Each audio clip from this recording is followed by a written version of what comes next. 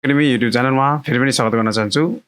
यो भिडियो तपाईहरुकोमा एउटा shoes poster कसरी डिजाइन गर्न सकिन्छ एडोब फोटोसपमा यसको बारेमा रहेको छ।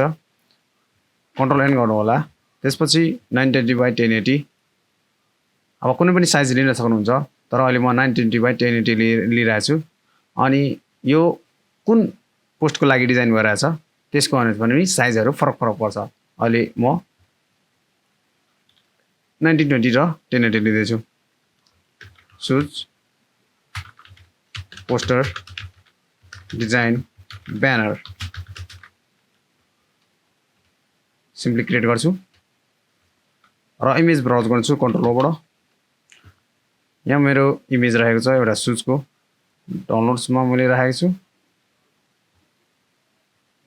पेन मैले गुगलबाट लिएको, तपाईं जहाँबाट पनि लिन सक्नुहुन्छ। म यसलाई अनलक गर्छु डबल क्लिक गरेर, यहाँबाट ड्र्याग गरेर ड्रप गरिदिन्छु र यहाँ इन्क्रिज गरेर यसरी इन्टर गरिदिन्छु। अब यो हाम्रो लेयरमा अहिले के छ भने यसरी हाम्रो व्हाइट ब्याकग्राउन्ड छ। म यसलाई सिम्पली सिलेक्टमा गएर सबडिलिट गरिदिन्छु। सबडिलिट गर्ने बित्तिकै यसले अटोमेटिक सिलेक्ट गर्छ। यो हाम्रो एडोब फोटोसप 2020 भर्सन हो र यहाँ सिलेक्ट भइसकेपछि यहाँबाट भेक्टर मास्क क्रिएट गर्नु भने हाम्रो अटोमेटिक यसरी सुज मात्रै रहन्छ, अरु सबैहरु यसरी हेर्न सक्नुहुन्छ इच एन्ड एभ्री। यदि डिटेल हराएमा तपाईहरुले ब्रश टुल सिलेक्ट गरेर यहाँ क्लिक गरेर अरु कन्टेन्टहरु पनि ल्याउन सक्नुहुन्छ। यसरी ब्ल्याक छ भने तपाईहरुले ब्ल्याक सिलेक्ट गर्नु भएको छ भने यसरी मेट्छ है। यदि तपाईहरुले ब्ल्याक सिलेक्ट छैन भने यहाँ यसरी ल्याउन सक्नुहुन्छ। यो इजी मेथड छ अहिलेको तपाईहरुलाई 2020 भर्सनमा। अहिले 2021 पनि आइसकेको छ। तपाईहरुले इन्टरफेस गर्नु होला। निकै नै एआई युज गरेको छ, आर्टिफिसियल इन्टेलिजेन्स प्रयोग गरेको छ, एडभान्स टेक्नोलोजी आइरहेछ। त्यही भएर यहाँ क्लिक गर्छु र यहाँबाट म यो कलर है आईबाट आई क्लिक गर्नु होला। यहाँबाट आई है, यहाँबाट क्लिक गर्नु होला यो कलर र यहाँबाट सिम्पली रेक्टेंगल टुल लिनु होला। यहाँबाट सलक्क सेलेक्ट गर्नु होला। यहाँ क्लिक गरेर यहाँबाट पनि सक्नुहुन्छ। ओके ओके यही छ, ठिक छ। म सुजलाई माथि लिएर आउँछु। यो ल्याइसकेपछि हेर्न सक्नुहुन्छ यहाँ क्लिक गर्छु र यहाँबाट एफएक्स मा गएर ड्रप स्याडो कुन मन पर्छ तपाईले त्यही लिनु होला। सिम्पली म मल्टिप्लाई गरिदिन्छु एज अ डिस्टेन्सिङ यता गरिदिन्छु। पछाडि पनि गर्न सक्नुहुन्छ यसरी साइजिङ हैन। म चाहिँ अहिले ब्ल्याक लिन्छु, फुल ब्ल्याक 0000। ओके र ओके गरिदिन्छु। यहाँबाट टेक्स्ट लिनु होला। यहाँ अब नाइक है, नाइक कन्ट्रोल ए, यो कलर अर्कोमा अल्टर भएको छ है। यहाँबाट म ड्र्याग टिप लिन्छु हैन। यहाँबाट सलक्क अब हल्का स्टाइलिस त बनाउनु पर्यो। यहाँबाट कन्ट्रोल एक्स अल्ट गरेर यसरी गर्नु होला। T control A control B आइगो है।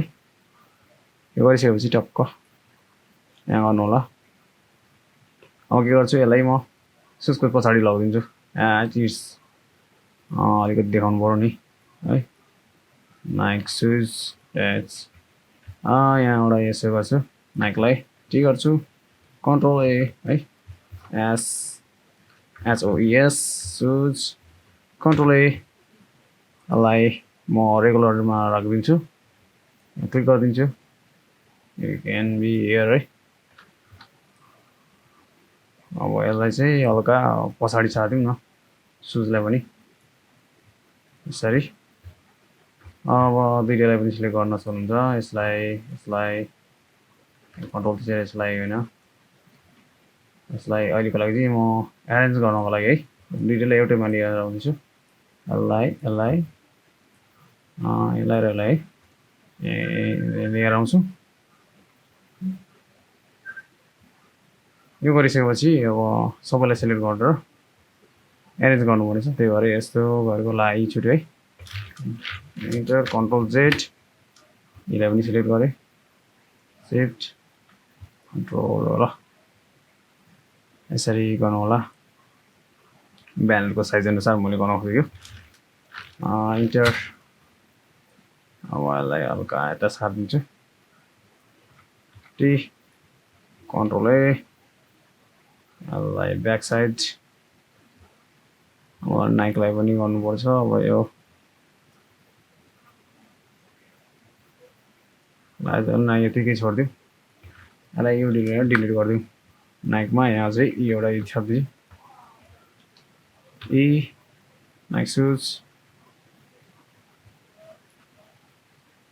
कलर यो म चेन्ज गरिदिन्छु यहाँ चाहिँ व्हाइट राखिदिनु मन लाग्यो मलाई चाहिँ ओके नाइक सुज हो ग्रेट त्यसपछि फेरि सेभ टुल लिन्छु है सेभ टुल लिसकेपछि यहाँबाट यहाँ क्लिक गर्छ होला यो भएको इलिप्स टुल भइहाल्यो अब यो निड यो हामीलाई आवश्यक छैन यहाँबाट यसरी गर्छु यहाँबाट व्हाइट सेलेक्ट गर्छु त्यसपछि पेन टुल लिन्छु यहाँ गएर माइनसमा क्लिक गर्दै यस्तो ल्याउँछु है मैले बनाउन खोजेको भनेको तपाईँले अहिले थाहा पाउन सक्नुहुन्छ इन्टर कन्ट्रोल जे डुप्लिकेट यहाँबाट राइट क्लिक गरेर फ्लिप कन्ट्रोल टी गरेर फ्लिप भनेर यसरी भन्नु खोजेको मैले चाहिँ यहाँबाट सानो गर्नु होला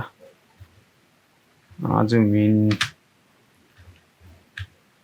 है यहाँबाट यसरी गर्छु कन्ट्रोल थिचेर यहाँ लगाइदिन्छु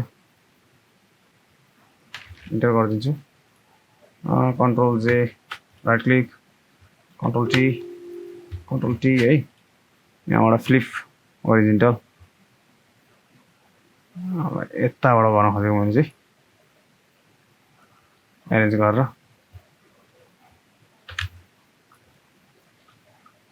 इन्टर यता लगायो भने यता जुम इन कन्ट्रोल थिचेर यसरी एडजस्ट गर्नु होला ठिक छ इन्टर गर्नु होला यसको पनि म हल्का टर्न हानिदिन्छु यसको लेयरलाई पछाडि लगाउँदैन होला अटोमेटिक यो यसमा बसिदिन्छ ठिक छ इन्टर पछाडि लगाउँदिउँ यिनीहरूलाई बसिहाल्छ कलर चेन्ज गरिदिउँ ओके यसको पनि कलर चेन्ज गरिदिउँ ओके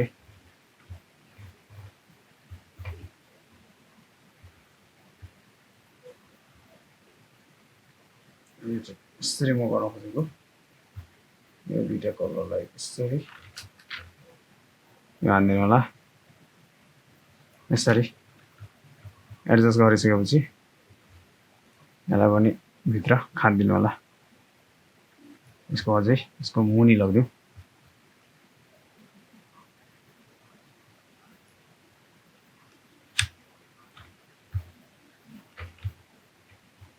कन्ट्रोल थिचेर यहाँ एडजस्ट गर्नु होला